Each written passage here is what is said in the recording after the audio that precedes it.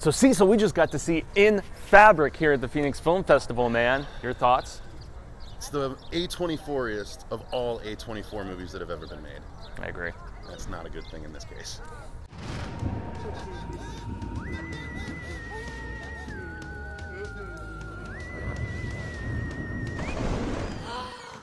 Hey everyone, welcome back to the Horror Show. I'm Cecil Laird. Jaime and Fuego here. Continuing our coverage from the 2019 Phoenix Film Festival and International Horror and Sci-Fi Film Festival with a movie called In Fabric. And this is, yes, it's an A24 release. And it is written all over it. Oh my God. Okay. Written and directed by Peter Strickland. I didn't like this movie. I walked out pretty angry and irritated, and I literally came close to walking out of the movie numerous times in the back half, just because they restart the movie halfway through. I liked the first half. I liked the first half too, and then they restarted, and I was like, wait, what? Yeah. With like a whole new set of characters, and I'm like, no, what are you doing? Near now as I have compelling. to get reinvested after I've spent an hour investing into these people? Which made it feel really long. It's like 2 hours. It did. It made it feel like two separate movies just smashed together. So, yeah, I wasn't a fan. You? I liked the first half, like I said. I didn't love it, but I appreciated, to borrow what Monty said, I appreciated it. You know, but yeah, it's dreamy. It's very slow moving. It's barely horror, honestly, and yet there is one. Boy, this joins Tonight She Comes as the two films that I've seen at the IHSFF over the years that deal with V-blood, basically, without going too grossly into it. And there is just some very strange, nonsensical scenes, but hey, that's what A24 is all about, right? Yeah, I don't even know that you could call that V-blood. Yeah, I mean, it's where it came from. It's the location, but in context, you know, I'll tell you this much.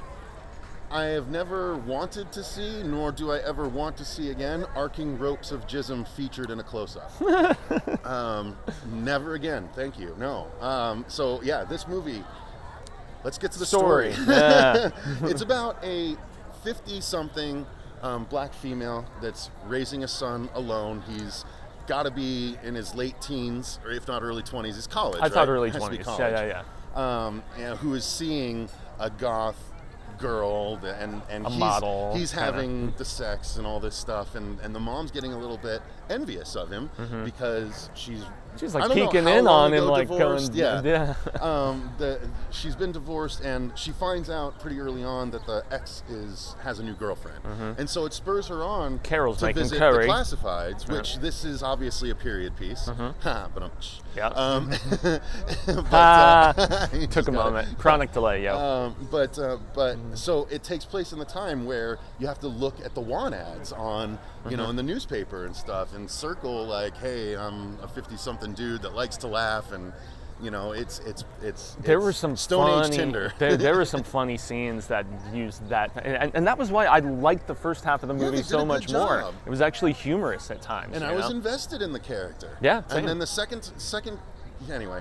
So what happens is she goes to this department store that's run by an actress that I know we've seen in other things. She looked very familiar, yeah. But her dialogue was something else. Was kind of funny at first, and then it wore on you by the end. But like everyone in this store that works there speaks in the highest of high language, and like just does the most roundabout, like rather than saying the dressing room's over there, they'll be like, the sphere of transformation is yonder, you know, something like that. And there the fabric can bind with your being, or whatever. Exactly, like all of that would be the dressing room is over there. That's basically the translation. Yeah. So it's funny at first, and because the lady is overwhelmed by it a little bit, and we are as an audience, and so you kind of laugh. And she's shy and naive and stuff, our lead actress too, so you know, she's going to get a dress to get all gussied up and stuff for a date. And it turns out the dress that they have is a one of a kind. There's no more that they have to sell, and she falls for it, and the lady kind of pushes it on her, and there's weird writing on the inside that she doesn't even notice. Worn by a dead actress. A dead actress, or dead model. Dead model, so it turns out that the dress is cursed, essentially, is the long and short of it. They never actually say that. Yeah, but they don't spell it out. But things happen as she uses the dress. She gets a little rash, and then stuff starts to happen in her life, and the dress kind of... The dress has a life of its own. Like, literally, when the dress starts scooting along the floor, I'm like, what the hell is going on? And yet, I did enjoy the scene where she puts it in the dryer, and you know, it like destroys the dryer. It like goes bat shizzle crazy. The dryer started to do the toaster dance from Ghostbusters too. But yeah, so. And then we have a whole other movie. There's a resolution to speak of, and then we cut to a washing machine repairman to loosely tie into the first. Who's hinted at earlier in the movie. Half. And then it's his experience encountering the dress and how it affects his life. It gets put on him at a bachelor party, and the movie literally starts over with a new person. And, just a less compelling character. It kind of loosely ties both together at the very, very end, the last shot of the movie, which that was kind of the only interesting thing to me was that last shot. Yeah. But they should have done more to make the rest of the movie feel like that last shot. You know what I mean? Yeah. So yeah, I mean that's the story. The acting.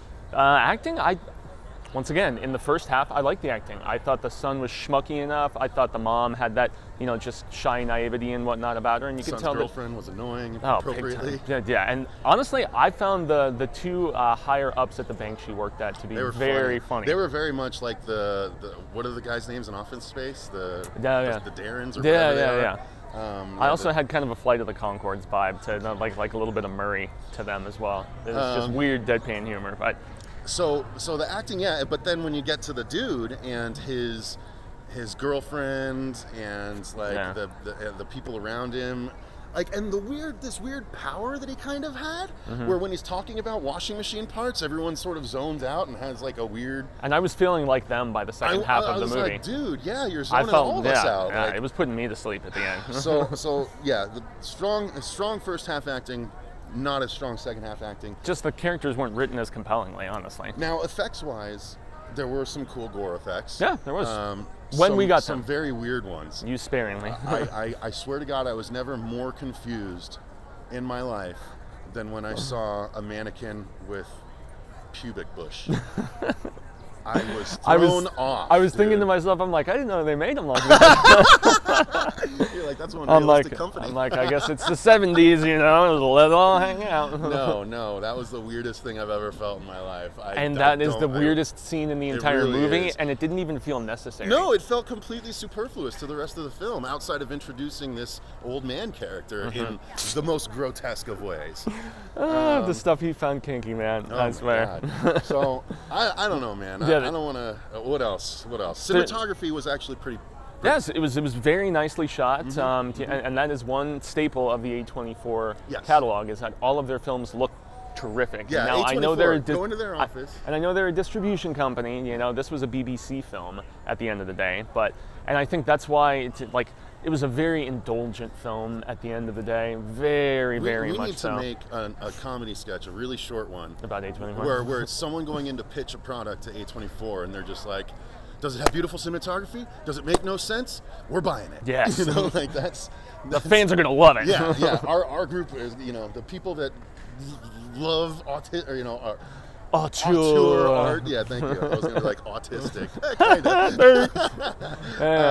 We're true. We got to tread lightly there. Yeah, exactly. Ooh, that's okay. My mom was the executive director of the largest school for special needs in Arizona, so I can say that I worked there for 4 years. Yeah, and I also like the score a lot too. Honestly, I mean that's the thing. This movie was interesting. Yeah. This movie once again had some very interesting pieces in place. Super throwback vibes from the opening credits, right, to freeze frames from the actual movie, from various parts of the movie, and with I like old the stills. School writing and like literally 70s drive-in cinema sort of stuff. It was very carefully crafted, but once again, it just, I don't know, the second half of this movie just didn't do it for me, and it ended up kind of ruining the entire product for me at the end of the day. I posted on Facebook yesterday after seeing this, and I said, we just walked out of an A24 movie called In Fabric, and if when this comes out later this year, people end up really liking it, I give up. Because I clearly don't know what's good if people think this is good. Although, as we walked out, most of the people that we heard leaving were like, what the hell was that? And then that one girl walked up. Came up afterwards, came up to Monty and was like, I loved it. She's like, I had no idea what was going on, but I loved it. I'm like, that That's what. That how doesn't can you mean say it was that? good. Like, so it's those kinds of people that are going to like it. It's the people that they're. Do you think Luini would like it? He might. It's the people that think their film poop don't stink that are going to like this one. Yeah. It's a very kind of pretentious at the end of the day, so to speak. Very much. Okay, I'm trying to handle it with a fun, handle it carefully here. But yeah, it was indulgent and pretentious. Although I did like the first half, but the second half, yeah, it killed it for me. It just dragged the whole thing down. So. Yeah. All right. So there you have it. I think that's going to do it for our review of In Fabric. I'm guessing you guys are going to be watching this, most of you, way later when it comes out, and everyone is posting about it. Because this is going to be a Velvet Buzzsaw situation, I think, where people are going to see a trailer and they're going to be like, that looks good, and they're going to walk out going, what the f was that? I love Velvet Buzzsaw. I don't know what you're talking about. I keep forgetting who I'm talking to. So, all right. That's going to do it, you guys. Thanks again to Monty from the International Horror and Sci-Fi Film Festival. Thank you to Jason from the Phoenix Film Festival. And thank you to Patrick from Allied for getting us here to cover this event once again this year.